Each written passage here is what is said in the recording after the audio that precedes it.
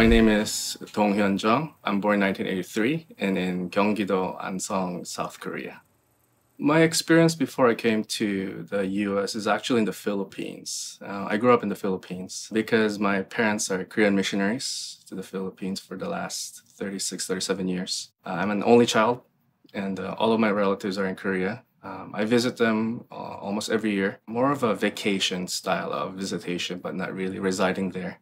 Growing up in the Philippines, my parents really tried to teach me Korean language and culture.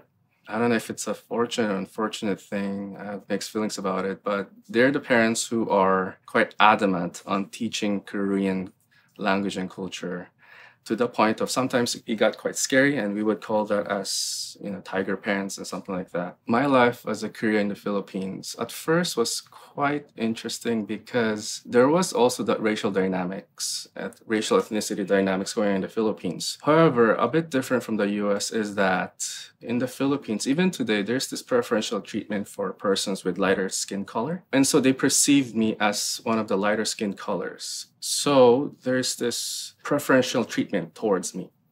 And so what I mean by that is they wanted to have my skin, and instead of having racial discrimination, a lot of persons in the Philippines, especially women, would use really dangerous chemicals for skin, and they would put that on their skin just to make their skin lighter.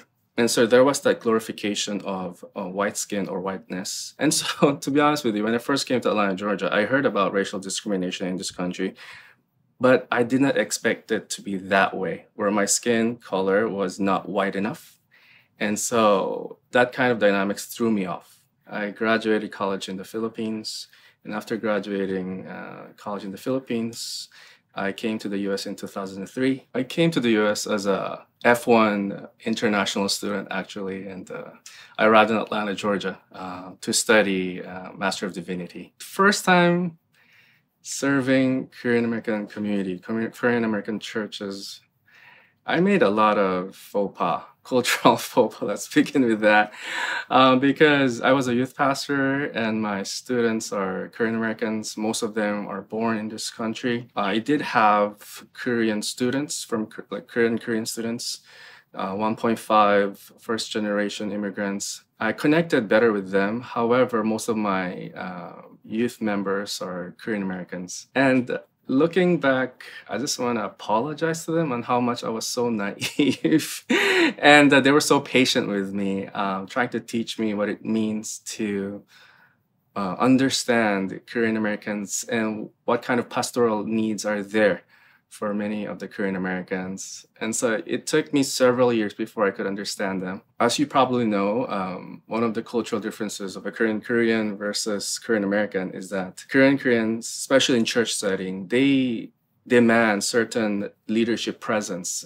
borderline authoritarian presence from their leaders, not because they just want to be authoritarian. There is that, but they also want some kind of a leadership, and they want the leader to be blamed for everything, so let's centralize all the power. And so this person, if they make it, great. If they don't, they're screwed. However, for many Korean Americans, I realize that there's need for this democratic approach, more consensus building, listening to each person's perspective and try to understand where we could as a community do this together. And I grew up in a Korean church, even in the Philippines. And so that really threw me off at first. And so my Korean American youth students taught me, this is how you do it as a pastor.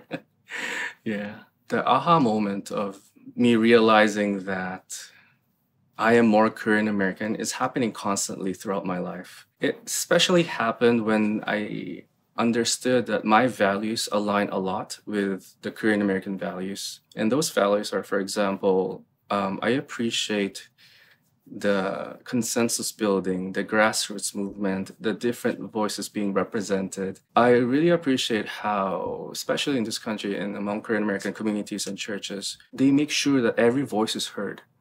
At first, it was really uncomfortable because I was not used to someone asking me what my perspective is. I just want to hide in the background and let someone who's a leader, older person, speak up for everyone else. But I started to learn this importance of representation, of agency and voice.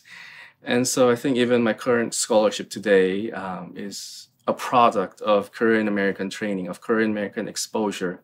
And so I can't say there is this one aha moment, but even today, after almost 19 years of staying in this country, I keep on learning new things after new things, whether it came from Korean American or Filipino American or Mexican American or whoever it is. I'm learning more about what it means to live in a more diverse, in a more equitable, inclusive community.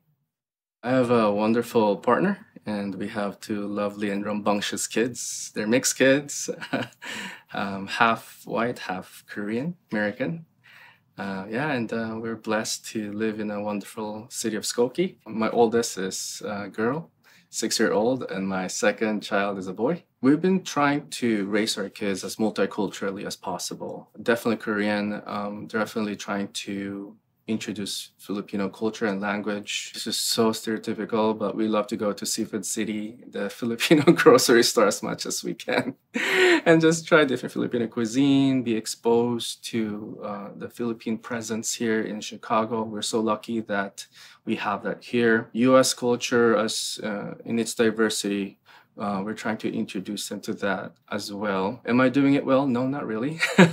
I'm failing my children by not teaching them Korean. I'm trying to, but I have so many excuses. I'm tired. I'm busy. So I need to change. I need to send my daughter, 6 year old, to a Korean school or something like that, or watch more Korean shows or talk to them in Korean. So I'm trying to inculcate to them the Korean side of their identity. What does it mean to be a Korean American?